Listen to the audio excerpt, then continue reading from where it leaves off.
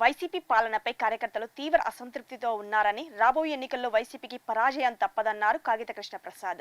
పెడన నియోజకవర్గం ఉమ్మడి ఎమ్మెల్యే అభ్యర్థి కాగిత కృష్ణప్రసాద్, బండారు ఎంపీ అభ్యర్థి వల్లభనేని బాలశౌరి తనయుడు వల్లభనేని అనుదీపుల సమక్షంలో వైసీపీ నుండి 200 మంది కార్యకర్తలు ఎన్డీఏ కూటమిలోకి చేరారు. రాబోయే ఎన్నికల్లో కూటమి విజయం సాధిస్తుందని వారు ధీమా వ్యక్తం చేశారు. ఈ కార్యక్రమంలో రాఘవ ప్రసాద్, తులసిరావు, సత్యనారాయణ స్వామి పాల్గొన్నారు.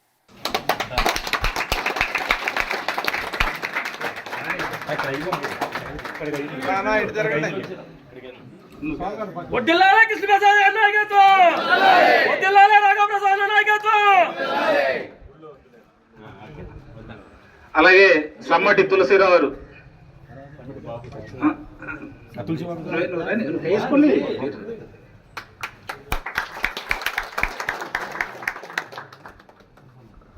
సమ్మెట బాబు గారు, మాజీ బ్యాంక్ అధ్యక్షులు,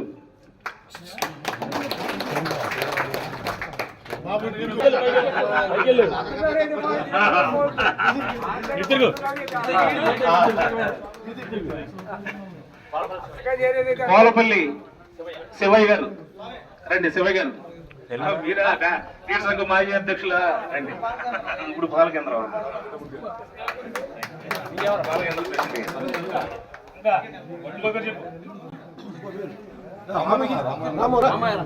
రాము గారు, కోలపల్లి రాము గారు.